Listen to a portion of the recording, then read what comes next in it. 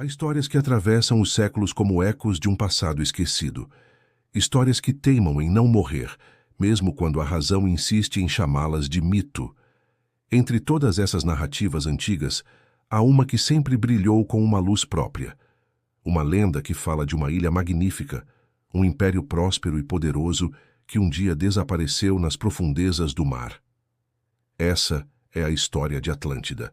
Imagine uma civilização tão avançada que seus templos brilhavam em ouro e marfim, e suas ruas eram pavimentadas com pedras preciosas. Um povo que dominava a engenharia, a filosofia, a arte e o comércio com uma maestria que o mundo moderno ainda tenta compreender. Uma sociedade que viveu em harmonia, até que o orgulho e a ambição a conduziram à destruição. Tudo o que sabemos sobre Atlântida vem de um único homem. Platão, o filósofo grego que, por volta de 360 a.C., escreveu sobre essa misteriosa ilha em 2 de seus diálogos, Timeu e Crítias. Segundo ele, Atlântida era maior do que a Líbia e a Ásia juntas, e ficava além das colunas de Hércules, o estreito que hoje conhecemos como Gibraltar. Era um império colossal, poderoso o bastante para desafiar o mundo conhecido, e ao final cair sob as águas em um único dia e noite de desgraça. Mas Platão era um filósofo, não um cronista, e é aí que o mistério começa. Será que ele falava de um mito simbólico, uma alegoria moral sobre a decadência humana? Ou será que guardava por trás de suas palavras um fragmento de verdade histórica, transmitido por antigas tradições orais, ecoando memórias de uma civilização real perdida no tempo? Platão dizia que sua história vinha de um relato ainda mais antigo, contado por sacerdotes egípcios ao sábio grego Solon cerca de 200 anos antes. Esses sacerdotes teriam dito que, muito antes das civilizações conhecidas, existiu uma grande potência além do mar, destruída por um cataclismo. Curiosamente, a narrativa egípcia fala de uma guerra entre Atlântida e os povos do Mediterrâneo, e o único povo que resistiu foram os antigos atenienses. Para Platão, a lição era clara: o excesso de poder e orgulho conduz à ruína. Mas e se a mensagem filosófica esconder uma lembrança real? Muitos estudiosos e exploradores tentaram responder a essa pergunta ao longo dos séculos. Uns acreditam que Platão inventou tudo, outros que ele apenas transmitiu uma tradição antiga, e alguns acreditam que a Atlântida existiu de verdade e que seu desaparecimento foi o resultado de um desastre natural colossal, um terremoto, um tsunami ou até mesmo a erupção de um vulcão. Entre as teorias mais fascinantes está a de que Atlântida teria sido inspirada pela ilha de Santorini, na Grécia atual, destruída por uma das maiores erupções vulcânicas da história, por volta de 1640. Essa catástrofe devastou a civilização minoica, um dos povos mais avançados da Idade do Bronze. Suas cidades, seus portos e até seus mitos, muitos deles ligados ao mar e a deuses poderosos, parecem ecoar os elementos do conto platônico.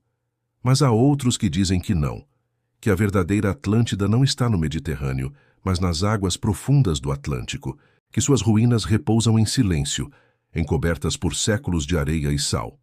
Alguns apontam para os Açores, outros para as Bahamas, onde a misteriosa Estrada de Bimini, uma formação rochosa submersa, despertou curiosidade e especulação desde sua descoberta.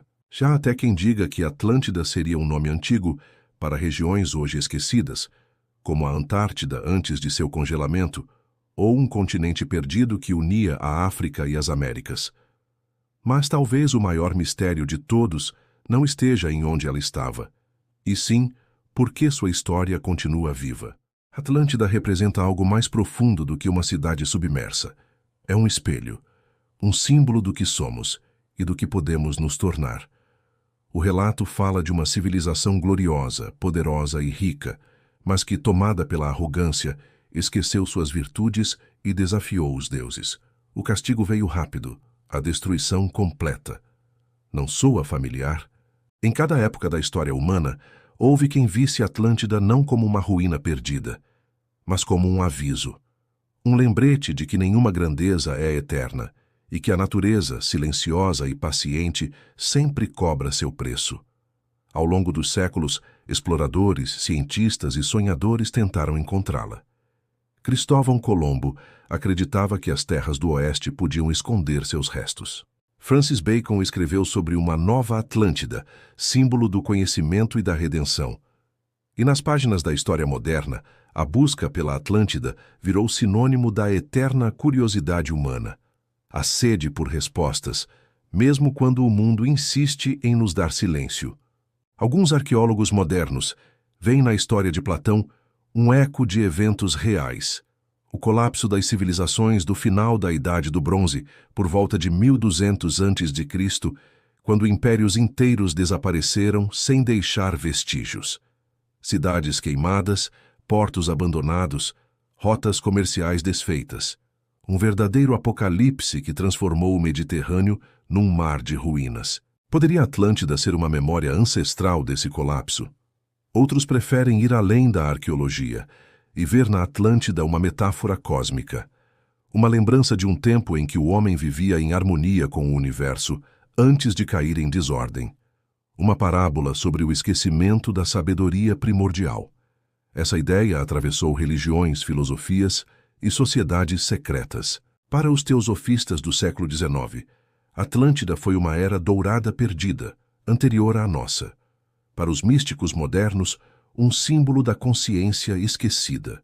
E assim, entre o mito e a memória, Atlântida sobrevive. Talvez o que Platão nos deixou não tenha sido a história de uma ilha, mas o reflexo de nossa própria jornada.